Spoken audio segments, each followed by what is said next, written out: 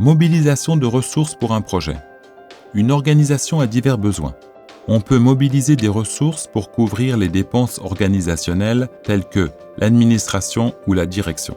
Mais on peut aussi mobiliser des ressources pour tous les projets ou programmes de l'organisation ou pour un programme spécifique, tel qu'un programme de santé ou d'alphabétisation.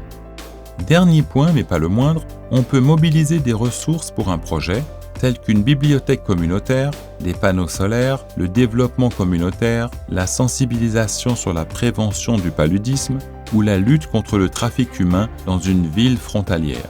La mobilisation des ressources pour un projet spécifique est le meilleur moyen pour une organisation qui vient de commencer la mobilisation des ressources. Pourquoi ? Bien, parce que la plupart des donateurs trouvent plus attrayant de soutenir un projet que de contribuer aux coûts globaux d'une organisation. Plus la demande est spécifique, plus les gens peuvent s'y rapporter et ils sont plus enclins à faire des dons. Si au fil du temps, les gens vous connaissent mieux, si vous les avez informés des résultats qui ont été atteints avec les dons et qu'ils ont commencé à vous faire confiance, ils seront plus enclins à faire des dons à un programme ou à une organisation dans son ensemble.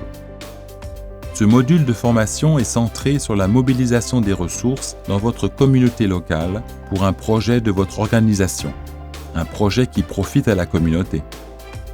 Les futurs cours concerneront la mobilisation des ressources pour un programme ou pour l'organisation dans son ensemble. Dans ce module, vous avez appris à élaborer un plan de mobilisation de ressources pour un projet. Bien que la planification puisse être souvent un peu ennuyeuse et prenante, il serait intéressant de s'y investir. Pourquoi ?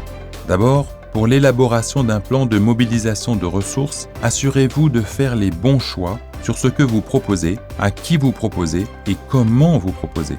Ensuite, assurez-vous que vous avez pris en compte les ressources financières et humaines requises pour la mise en œuvre des activités de mobilisation de ressources.